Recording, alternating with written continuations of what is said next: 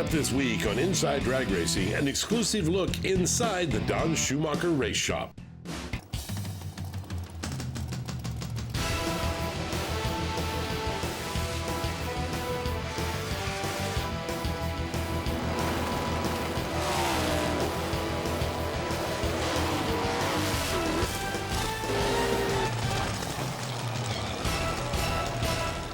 Welcome, drag race fans, to another edition of Inside Drag Racing. You know, we have a special project in store for you today. A lot of you have always wondered what happens with a funny car or top fuel team after the race. You just go sit by the pool and lounge?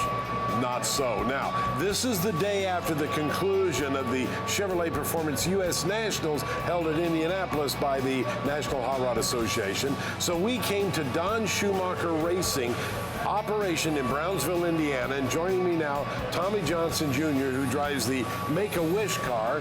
Tommy, let's talk a little bit about what does the team do when they roll in here the next day? That is the most asked question I get, is what do you do between races? The teams all bring the transporters back to the shop. They'll back them in. There's 14 transporters in this shop, 2 for each team. They back them in, they'll start unloading things. We'll have a team meeting, trying to discuss. Crew chief will tell them what needs to happen this week, what they need to work on, get your inventory of parts that you use so you can restock your trailer, and then they unload the car and go to work. Now, that team is the same team that goes to the race. That's true. All the guys that work on the car at the event will work on the car at the shop.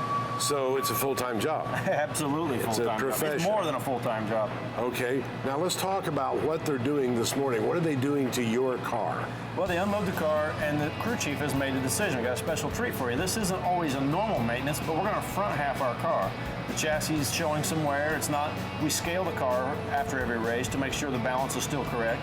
It's not balanced correct. The chassis is fatigued. So we're going to cut the front of the car off, put a new front half on it, and then we'll basically have a brand new race car. So you send that off somewhere and have that done? No. We'll do it in the shop. The guys will pull the car out of the trailer, tear it all apart, strip the chassis down to a bare frame, roll it up to a fab shop. DSR has an in-house fab shop. We build our own chassis, mount our own bodies, do all the work, and build the complete car here. They'll roll it up to the guys at the fab shop, who those guys do work at the shop full time. They do not travel. They stay here and build chassis, build front halves, mount bodies. They're doing all that while the team is at the track racing. Wow, how many employees do you have here at DSR? DSR employs about 125 people, and about 15 to 20 of those stay at the shop and work full time, don't travel. We have a lot of office personnel, a lot of marketing and PR people, plus all the guys that work on the cars. There's about 11 to 12 guys on each team. Okay, now, in addition to doing your chassis, you're also doing a Top Fuel Dragster? Yeah, there's no prejudice here. We're doing Top Fuel car and a funny car today in the house, putting a new front half on Antron Brown's Top Fuel Dragster, new front half on my funny car. In the meantime, they're doing all the rest of maintenance. 75 minutes between runs doesn't give you a lot of time to service the parts, look everything over, see what happened throughout the weekend. They will go through the pistons and rods and get all the racks ready to go for the next race. The clutch guys will have to go in and grind discs, get all the packs ready for the next race. Superchargers have to be rebuilt, engines will be rebuilt. Everything in the trailer that you ran throughout the weekend has to be gone through. And in addition, I understand you're getting a new body? We're going to swap a body out. We trade bodies a lot. All the funny car teams will share a body. We do a lot of one-off paint schemes. We'll have my car that I raced at Indy will be stripped, and that body will go to Matt Hagan for the Dallas race, and it'll be rewrapped in a Freightliner wrap. So my car's coming apart. You'll never see that car again. It's going to be a Matt Hagan car the next time you see that body on the racetrack. And you're going to get a body. Now, you ran a Riley Hospital body at Indianapolis, right? But you're going back to the Make-A-Wish. Yeah, we run Make-A-Wish all season. We did a one-off paint scheme, which was a wrap on that body. We will get rid of that wrap and get a Make-A-Wish. We carry 3 of them with us at all times, just in case. You know, I've been known to blow them off from time to time. Yeah, so, you have. So we'll have another Make-A-Wish. We'll carry 3 of those for the next 4 races: Charlotte, Dallas, St. Louis, and Reading. So you send the body out somewhere and get it wrapped? No, we'll do that in-house as well. We have a graphics department here at DSR. We do all of our own graphics, and the guys will come in and strip that wrap off and apply the new one, and we're ready to go again. Tommy, you know, at the track, you do a lot of work. I mean, you have 75 minutes to do an engine overhaul. Right, you don't have time to service all those parts in that 75 minutes. They're replacing parts. They're not servicing anything. They're just taking their stock out of their trailer, putting it in, and rebuilding the engine. What they took out of that engine goes back in the cabinet and gets done here at the shop. So a lot of people think, gee, you do that in 75 minutes, how long can it take through the week, right? It takes a long time through the week. You want to go through everything. Everything has a tolerance. If it's not in the tolerance, it doesn't go back in the car. Folks, I think Tommy might take us on a little tour right here of DSR, right? I'll show you all we do in-house. It's an awesome facility, and everything we do for racing at DSR, about 90% of it is done in-house. We have a complete CNC machine shop, build our own cylinder heads, our own connecting rods, all the pieces for the clutch, all the pieces for the blower. We're up to about 400 to 500 part numbers now, pieces that we make in-house at DSR. Meanwhile, when I look out here, I see some old funny car chassis and everything sitting there. What are those for? Well, they just got outdated. You know, the torque of a 10,000 horsepower engine on a chassis, it takes its toll on it. So after a while, you have to cycle a car out, and you know, you got old bodies that's been repaired. They're too heavy to run. If you want to be competitive, you got to have the best and latest, greatest state-of-art piece. So we cycle a lot of things out, and we sell them off to other teams or souvenirs or, you know, memorabilia for people. But yeah, it's a full-time operation here, building cars, servicing cars. It's never a dull moment. Okay, folks, we're going to give you that tour. We'll take a short break, and we'll be back with more Inside Drag Racing here from DSR after this.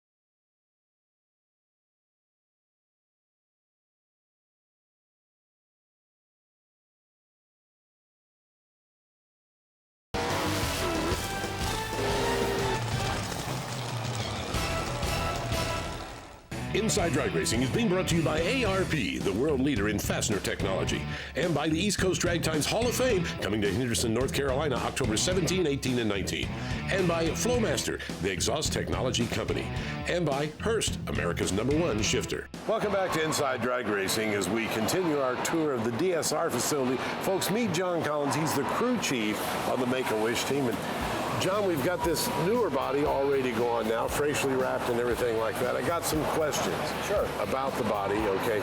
Why do you have a hole right here in this side window on each side? Well, when the car's going down the track at 300 miles per hour, there's a low pressure system in the cabin area, so that kind of helps bring the pressure back to a normal state. Wow, so it's like a tornado.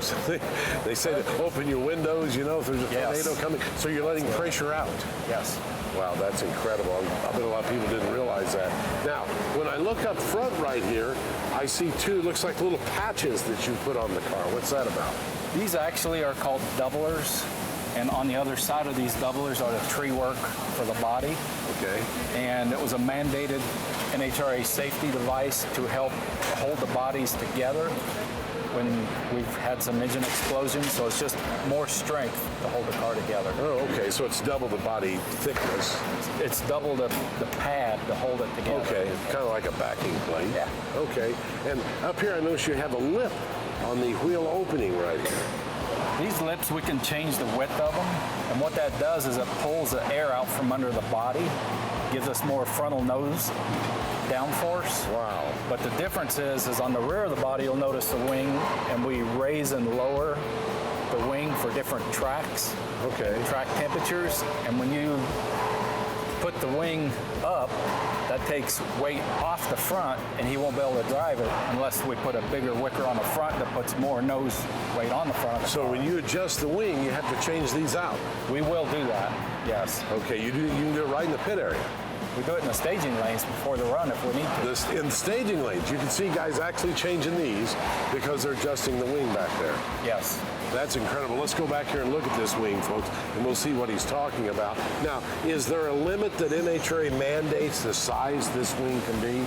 There is on width and height, but as far as our wickers back here in the rear, we can adjust those up and down to our liking.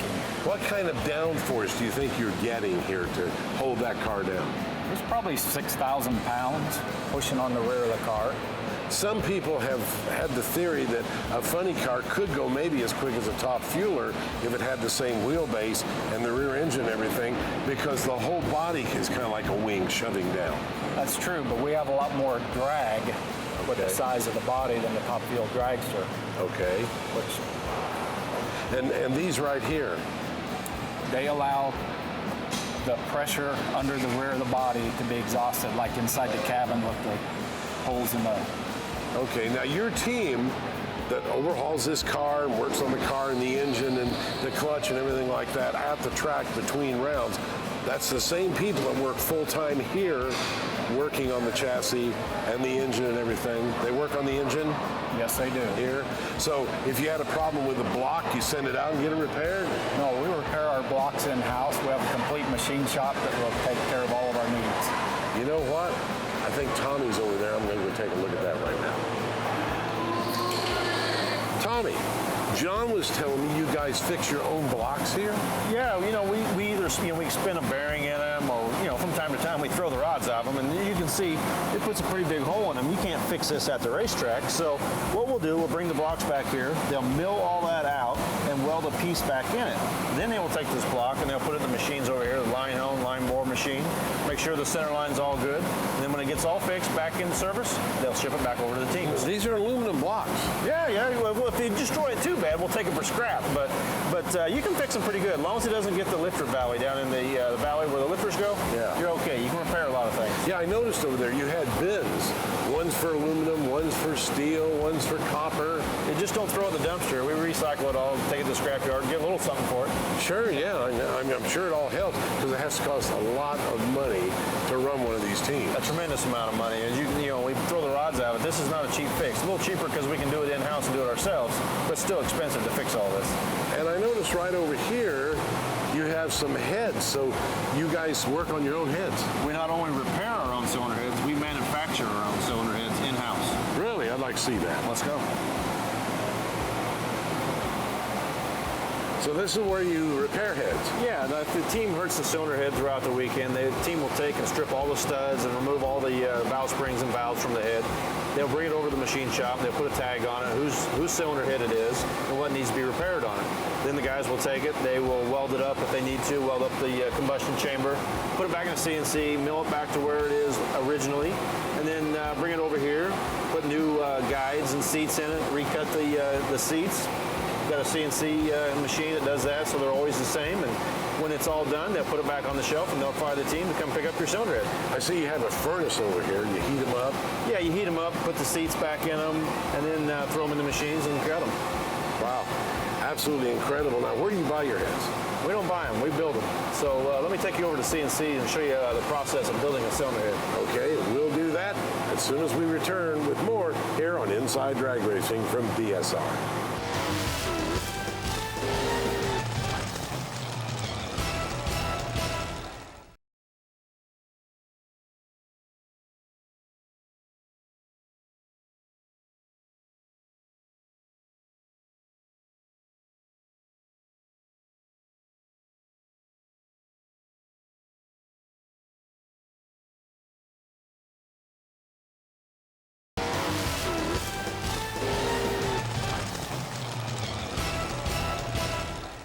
Back on Inside Drag Racing, coming to you from DSR. Now, Tommy Johnson Jr., driver of the Make-A-Wish Funny Car, told us you would show us how they make their own cylinder heads here. Right, we have about 10 CNC machines in-house. We make our own cylinder heads in-house. And when we repair a head, you stick it back in the CNC and mill it right back to the original shape it was. I see back here, you're actually making one. That's a head being made. That's the head being made right there. We make about 400 plus part numbers of pieces in-house in all these CNCs. Run them in different cycles, make different parts at different times, but blower parts, flywheels, rocker stands, fuel pump extensions, you name it. Over 400 pieces of our cars are made in-house. That saves a lot of money, right? You have to buy them from outside, it would cost more. It saves a lot of money. Plus, you can build something, to your spec, and something you maybe have a little performance advantage. You can't keep it in-house. Make our own connecting rods as well. Whoa, wait a minute. Connecting rods, you make those too? We make our own connecting rods in-house. We have 3 CNC machines that run full-time making connecting rods. Go through a lot of those. Boy, those are big, huge kidding. What are they, aluminum? Aluminum rods. But they're strong enough to withstand the nitro motor. Absolutely. How much horsepower now are you making? Pushing close to 10,000 horsepower on these engines. Wow, no wonder things break, huh? It's no wonder we go through a lot of parts. That's right. Another side note that the viewer might be interested in, a set of heads like this, if you bought them from like Bad Brad or something, about what would they run for a set? You know, a bare set of heads, probably $5,000-6,000 for no valves or anything on them. So, and how many sets of heads do you carry in your particular rig? oh boy, I would say there's at least 10 sets of heads every time we leave to go to the races. Times 17s. Times 17. That's a lot of heads. Yeah, so that's why you now do them in-house. These machines run all the time. No kidding. Yeah. And remember, folks, this goes on 5 days a week, normal 40-hour work week. This is running to support the 7 teams right here. Now, something else I know you guys go through a lot of are clutches. Clutches are what makes our cars go down the racetrack. And clutches are very important. You want to see clutches? I'll show you some clutches. Let's take a look. Now, you want to see clutch disc? There is some clutch disc in this room. This is unbelievable, folks, let me tell you. And I saw boxes out there of brand new ones that aren't even open. That's right. Clutch discs are made in batches, so we get a batch at a time. And after the race, after you run them, we run 2 new discs and 3 used discs. Run 5 total discs in the clutch every run. Okay. After the run, they need to be reground. The discs that you can reuse, you only use them until they're so thick. You grind them too small, then we can't use them. So after the race, all the discs are able to be reused. The crew gathers them up, brings them in here. We throw them in the clutch grinder. We have to true them back up and grind them flat again. Then after they're done with that, they got to put them all back in the piles. We have different Rockwell hardness of disc, softer disc, harder disc, and they got to have a certain pack thickness. You want the same thickness all the time. So There's you have to go shelf after shelf here. I mean, it's endless. yeah, each team has their own section, has their disc. Each crew chief likes a certain disc. They don't like this disc. Well, another guy might like that disc. Oh my gosh, this is unbelievable. Yeah, so then they come in here and then they start sorting through. This Rockwell, this thickness, I need a total package of this much. So they sort through all the discs. You're going to make 8 runs in a weekend. You're going to need at least 8 clutch packs to go for the weekend. How many clutch discs go in the clutch pack? 5 discs, 4 floaters. Ah, the floaters. Now that's another thing, and that's this right here, right? Yeah, this that's is one the of the floaters. Floaters goes in between every disc. Okay, and do you resurface those? No, that's the recycling bins we saw. Those are the recycling bin. One and done. Now wait a minute. One run, and 4 of these are gone. Yeah, the heat, the temperature is just too much. It warps them too bad. They're hard to grind back flat and be able to repeat the same every run. And then how many runs do you get on a clutch disc before it goes? That varies. It depends on how much clutch you're wearing on the run. Once it gets under a certain measurement, you can't. They don't act the same, and you can't use them anymore. Besides, you can't get the total pack thickness that you need. So varies. 2 or 3 runs, usually the most out of one disc. Okay, and I understand you have another machine that these clutch discs come in. They don't look like this. You do some special things to them. Yeah, but we can't go see that. Oh, okay. So that's a Schumacher exclusive. Well, certain things you don't want others to see. I understand, Tommy, completely. All right, the mysterious clutch disc room. There's a machine back there behind the camera. They won't let me go over there and look, and they certainly won't let us shoot it. So with that, we'll take a break, and we come back more from DSR.